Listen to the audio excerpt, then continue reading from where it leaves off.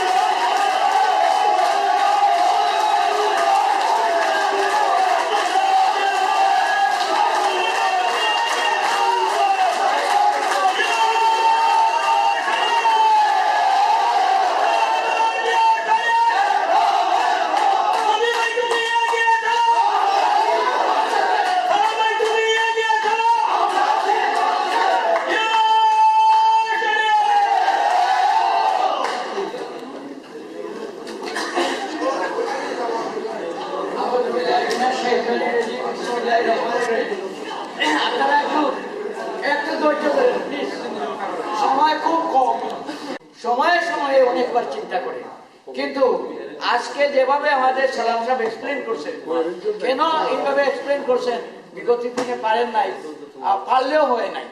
একটা কথা, আজকে একটা সুন্দর সুষ্ঠু পরিবেশে পেয়ে উনি আপনাদের কাছে এগুলো এক্সপ্লেন করতে পারছেন।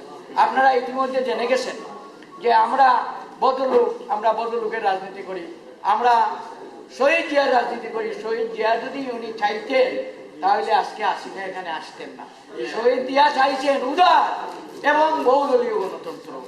বহুদলীয় গণতন্ত্রের নামে এই শেখ হাসিনা আবারও বাপের বক্সাল, বাপের ওইটা নারীর টানে আনতেছেন এবং বিএনপিকে আর গড়ে শান্তিতে বাস করতে দিচ্ছেন না।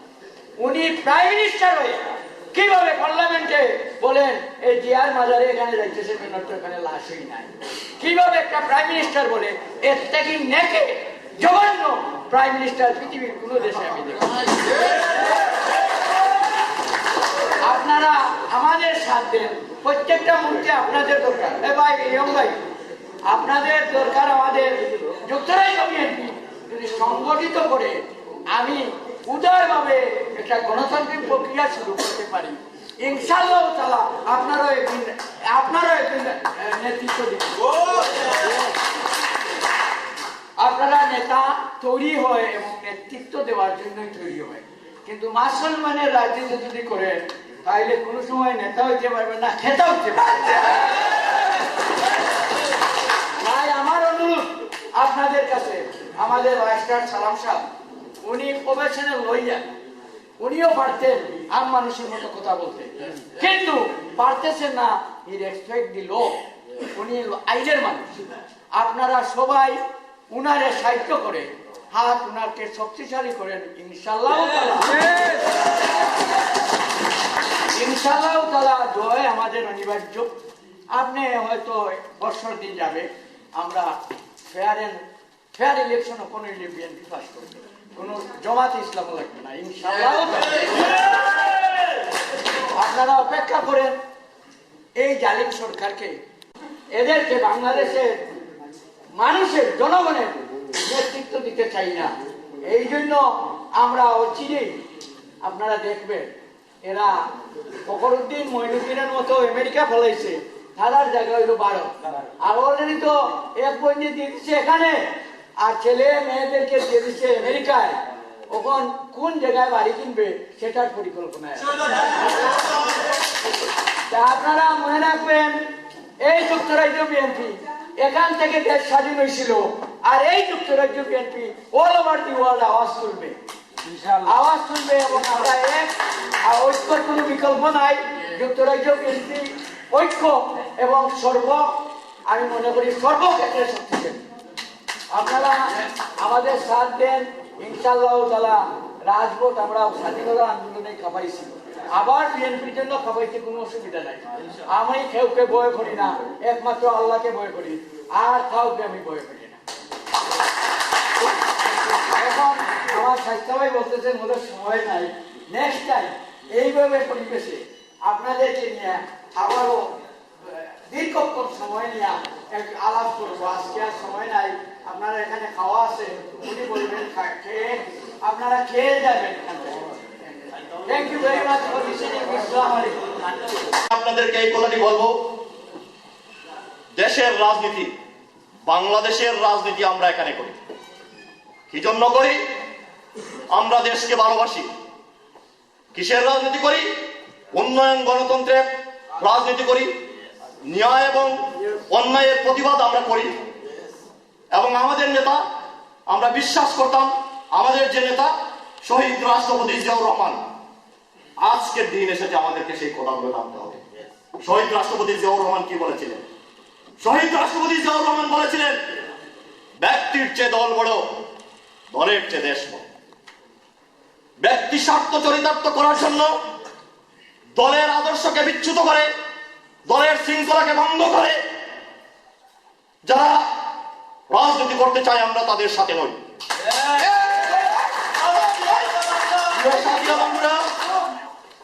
আমি যুবক ভাইদের উদ্দেশ্যে এই কথাটুকু বলবো, আজকে হয়তো জীবনের তাড়নায় আমরা এই দেশে অবস্থান করছি ইকোনমিক মাইগ্রেন্ট হিসাবে। যদি আমাদের দেশের অর্থনৈতিক অবস্থা ভালো থাকতো, আমরা হয়তো এই দেশে থাকতাম না, আসতাম না। আজকে যদি দেশের ইকোনমি এই মুহূর্তে যদি বেগম খালেদা জিয়ার নেতৃত্বে বাংলাদেশের ইকোনমি যদি ভালো হয়, আমরা বাংলাদেশে চলে যাব, আমরা ব্যবসা করবো, আমরা চাকরি করবো, আমরা আমাদের লাইফ করবো। এই জন্য আমরা রাজনীতি করি। আমাদের দেশের একটি বিশাল অংশের একটি ছোট্ট অংশ আমরা এই দেশে অবস্থান করছি। আমাদের এই দেশের রাজনীতি মাসুলের রাজনীতি না। এই দেশের রাজনীতি হতে হবে বাংলাদেশের রাজনীতি থেকে একটু ভিন্ন। সেটা হতে হবে গঠনতান্ত্রিক, গঠনমূলক এবং নলেজ বেসড। বলেন কিভাবে? সেটা হচ্ছে এই দেশে যে আমরা বিএনপির রাজনীতি আমরা চালিয়ে যাচ্ছি, আমরা তো ক্যামেরুনের বিরুদ্ধে আন্দোলন করি না, বিক্ষোভ সমাবেশ করি না, নাকি করেছি? না, আমরা আন্দোলন করছি বাংলাদেশে অন্যায়, অত্যাচার, অবিচার এই সরকার করছে।